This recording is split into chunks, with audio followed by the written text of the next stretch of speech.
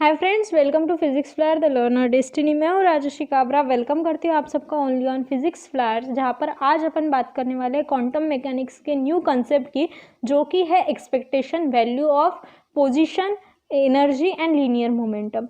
As we all know that कि आपको एक पता है कि एक अगर पार्टिकल है तो वो मोशन में है तो उसके साथ एक वेव एसोसिएटेड होंगी। ओके, और फिर अपन ने ये भी देखा कि जो वेव है वो एक नहीं होती है, ग्रुप ऑफ वेव होती है और वो एक फॉर्म करती है पैकेट। ओके, वेव पैकेट को अपन फॉर्म करते हैं। ये सब अपन ने पहले देख लिया और अपन ने ये भी देखा कि उस पैकेट में जो इलेक्ट्रॉन है वो कहीं पर भी हो सकता है, यही यहाँ पर हो सकता है, यहाँ पर हो सकता है, यहाँ पर हो सकता है।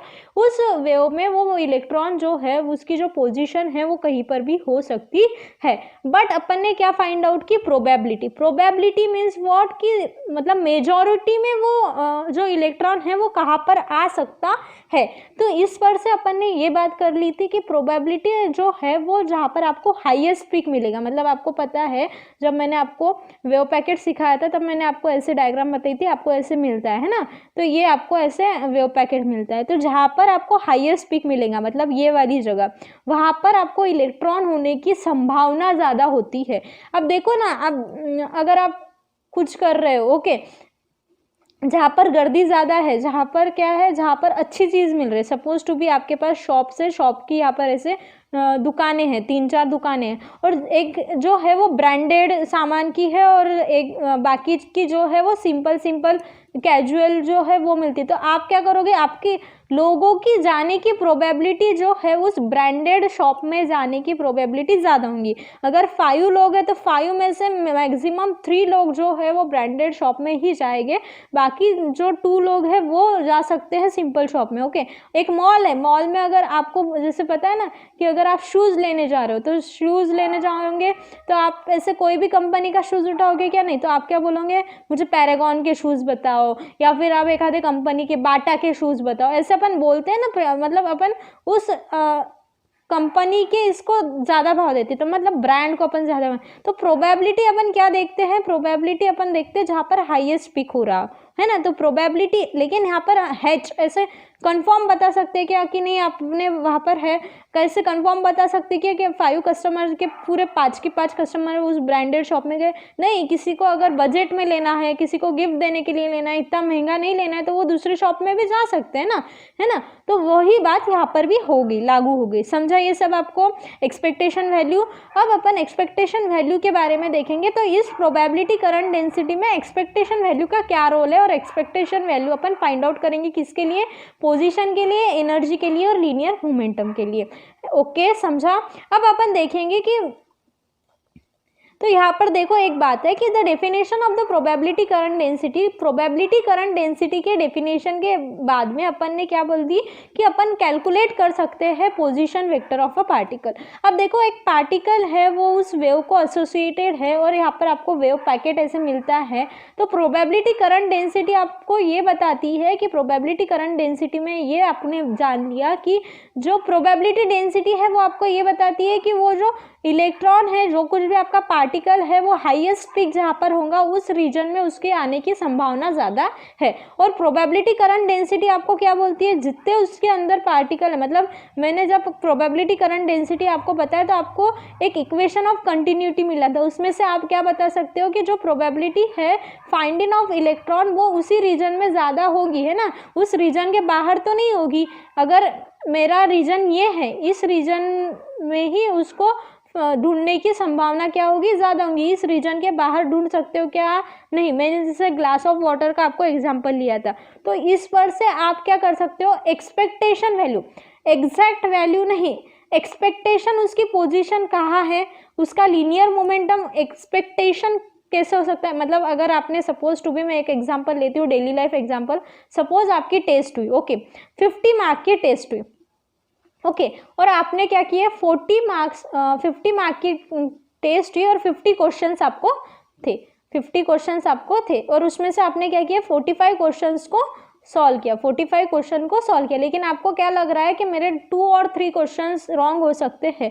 तो आपने क्या बोला? आपके मम्मी ने पूछा कि आपके पेपर कैसा गए, तो आप क्या बोलोगे? या फिर फ्रेंड ने पूछा तो क्या बोलेंगे 50 में से 40 प्रोबेबली 40 मार्क्स मिल जाएंगे, मतलब क्या प्रोबेबली 40 मार्क्स मिल जाएंगे, एग्जैक्ट 40 मार्क्स मिलेंगे क्या, ऐसे बोला क्या, नहीं, आपने क्या बोला एक्सपेक्टेशन, मेरी एक्सपेक्टेशन क्या है कि मुझे 40 मार्क्स मिल जाएंगे, है ना। तो ये ऐसी एक्सपेक्टेशन वैल्यू, मतलब एग्जैक्ट वैल्यू नहीं बट एक्सपेक्टेशन वैल्यू आप फाइंड आउट कर रहे हो। तो आपने को जो ये एक्सपेक्टेशन वैल्यू है उससे सॉल्व करना है अनफर्स्ट प्रिंसिपल, जो आपका अनफर्स्ट प्रिंसिपल है उसको सॉल्व करने के लिए ये बहुत ज़्यादा इंपॉर्टेंट पॉइंट है। अनफर्स्ट प्रिंसिपल के 2 पार्ट्स है, तो दोनों भी पार्ट्स में आपको पोजीशन वेक्टर, मोमेंटम और लीनियर अपने फोर्स के एक्सपेक्टेशन वैल्यू का काम आने वाला है। तो अपन क्या करेंगे, फर्स्टली अपन देखेंगे एक्सपेक्टेशन वैल्यू ऑफ पोजीशन, फिर अपन बाद में मोमेंटम देखेंगे। ओके, तो यहाँ पर अपन पहले फाइंड आउट करेंगे for a what, for a position. Okay, position अपन किससे डिनोट करेंगे, एक्स। तो अब ये जो एक्सपेक्टेशन वैल्यू है वो अब एक्स तो आपकी क्या होगी, एक्चुअल वैल्यू, या फिर आपके पास जो परफेक्ट वैल्यू बोल सकते हो आप, है ना। तो आपके एक्सपेक्टेशन वैल्यू को अगर आपको डिनोट करना है तो एक्स के ऊपर आप बार दे सकते हो, या फिर उसे आप ऐसे कॉलम में, जो ट्रायंगल कॉलम है उसमें आप लिख सकते हो। तो this shows the expectation value. Consider a large number of measurement of a position vector x of a particle made when it is in a particular state। अगर आप एक कंसिडरेशन मैंने लिया कि एक लार्ज नंबर ऑफ स्टेट है x, उसमें position vector है।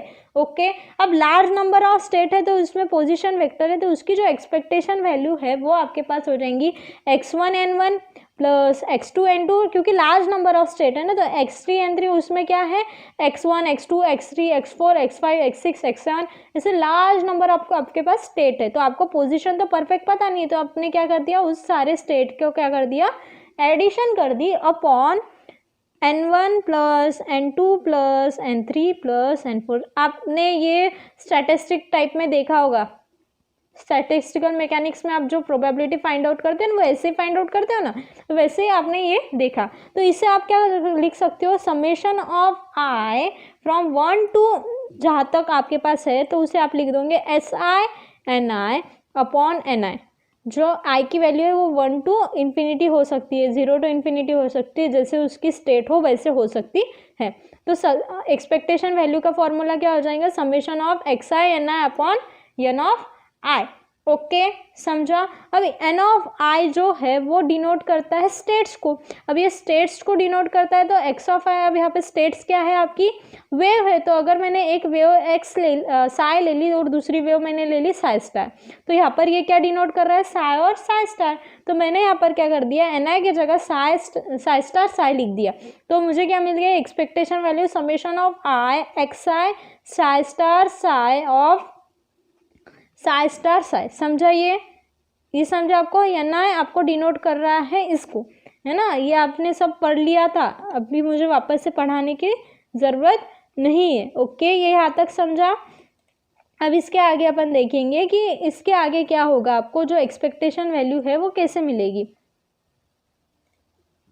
तो आपके पास है x equals to summation of i x i psi star psi upon psi star psi. Okay, यहाँ तक समझा। अब यहाँ पर भी समेशन है। ओके, तो ये जो है वो कैंसिल आउट नहीं होगा, इसकी आपको ध्यान रखना है। अब इसे जो साई स्टार एक्स ऑफ आई है उसे अपन बीच में लिख सकते हैं, तो ये क्या हो जाएगा, साई स्टार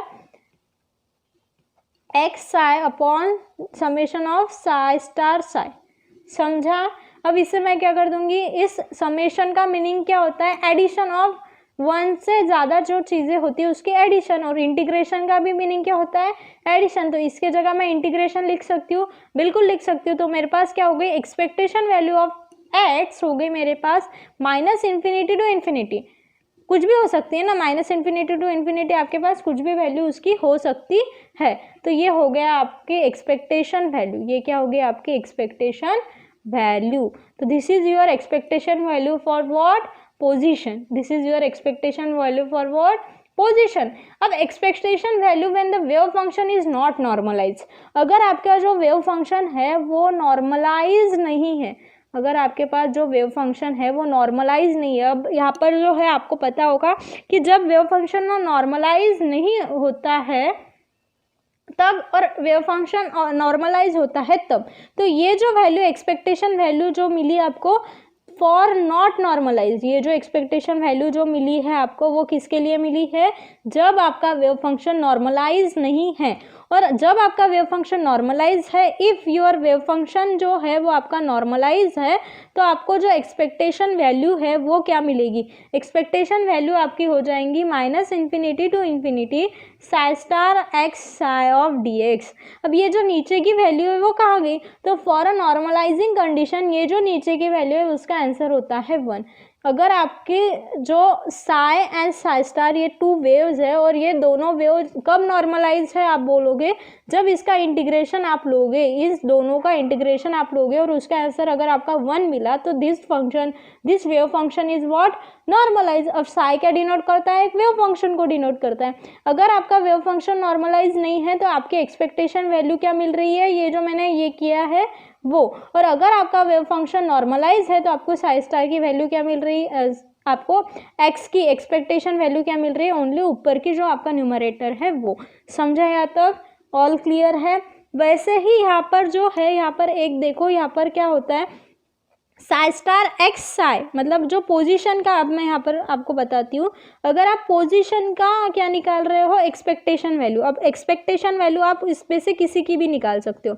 अब एक्सपेक्टेशन वैल्यू आप किसकी निकाल रहे हो, x की, तो x की एक्सपेक्टेशन वैल्यू क्या मिलती है आपको, -∞ to ∞ साई स्टार जो भी आपका ऑपरेशन है वो साई dx। तो यहाँ पर आप किसके लिए निकाल रहे हो, x के लिए, तो यहाँ पर क्या आ जाएगा, x आ जाएगा। समझा। अब एक्सपेक्टेशन वैल्यू आप p निकालोगे, p क्या है आपके पास, मोमेंटम।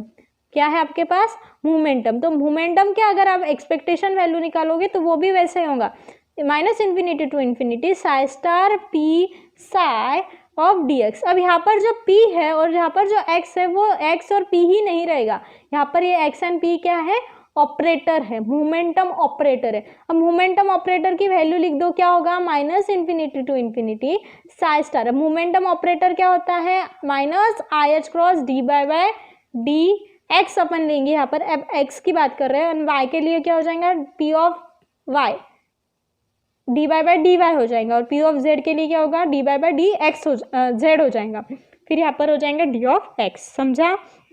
तो this is the expectation value of momentum when the wave function is normalized, when the word wave function is normalized। और अगर normalize नहीं रहा तो डिनोमिनेटर में आ जाएगा आपका -∞ to ∞ साई स्टार साई। समझा, ये यहाँ तक समझा। अब ये था मोमेंटम के लिए। वैसे ही आपका एनर्जी के लिए क्या मिलेगा आपको, अगर आपने एनर्जी के लिए निकाला तो expectation value for energy when the wave function, जो आपका वेव फंक्शन है वो नॉर्मलाइज्ड है, when the wave function is what, normalize, then आपको ई की जो एक्सपेक्टेशन वैल्यू है, आपकी एनर्जी की एक्सपेक्टेशन वैल्यू है वो क्या मिलेंगी, -∞ to ∞ Sai star operator of E Sai D of x. तो ऑपरेटर ऑफ ई का ऑपरेटर क्या है, आपको लर्न होना चाहिए अभी तक। ई का ऑपरेटर है आपके पास IH cross del psi by del of t. Okay, this is the operator for energy. तो एनर्जी ऑपरेटर आप वहाँ पर लिख दो। मतलब क्या कि किसी भी चीज़ की आप अगर एक्सपेक्टेशन वैल्यू निकाल रहे हो तो बीच में आप क्या कर लो, बीच में मतलब साई स्टार और साई के बीच में क्या कर लो, उसका ऑपरेटर लिख दो, तो आपको उसकी एक्सपेक्टेशन वैल्यू मिल जाएगी। तो this is all about this lecture. I hope आपको समझ चुका होगा और आपको ये भी समझ गया होगा कि आप इजीली कैसे फाइंड आउट कर सकते हो।